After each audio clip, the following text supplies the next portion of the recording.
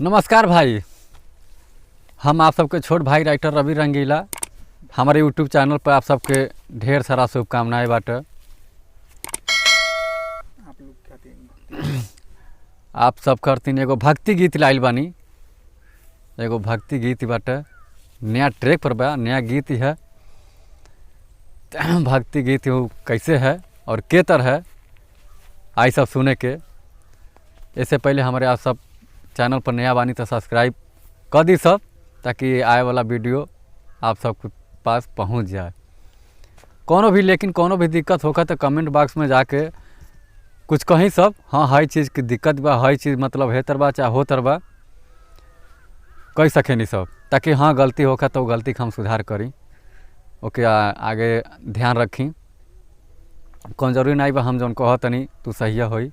आप सबके नज़र में अगर गलत बाटे तो सबके बताई, हम सुधारब, जरूर सुधारब।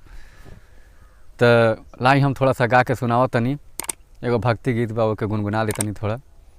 तू के तरबा कैसे बा।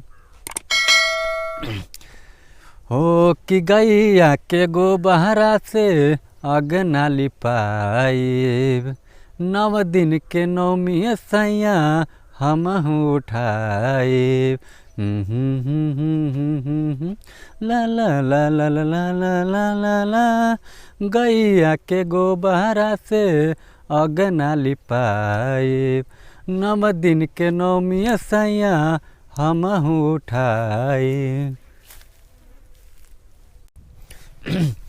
जाई ना बाजार से ले आई दी सड़िया सड़िया सड़िया, जाइए सैया पर तावल के बाजारिया, लाई दी माई के चुनरिया।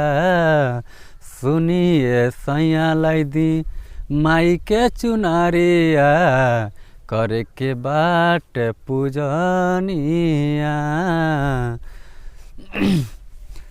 तो यह गाना बा, एगो भक्ति गीत है।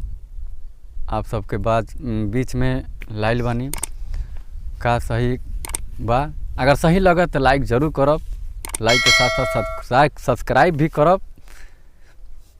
अगर कोनो भी नोक सोख है तो कमेंट बॉक्स में जाके ज़रूर बताए सब, हाँ हर चीज़ के दिक्कत बा, ओके हम सुधार करब। बतौले से ही कोनो हमके कमी ना लौकत होई, हमार कमी हमके ना लौकत होई, आप सबके लौकी तो आप बताइब तो कमी के हम ज़रूर सुधारब, ताकि जे हाँ आगे ऐसा गलती न मिला आप सबके। तो चलिए यही के साथ हम अपन वीडियो ख़त्म करत तनी। फिर मिलल जाई अगला वीडियो में, अगला नया स्टेप लेके आप सबके बीच में। तब तक लिए धन्यवाद।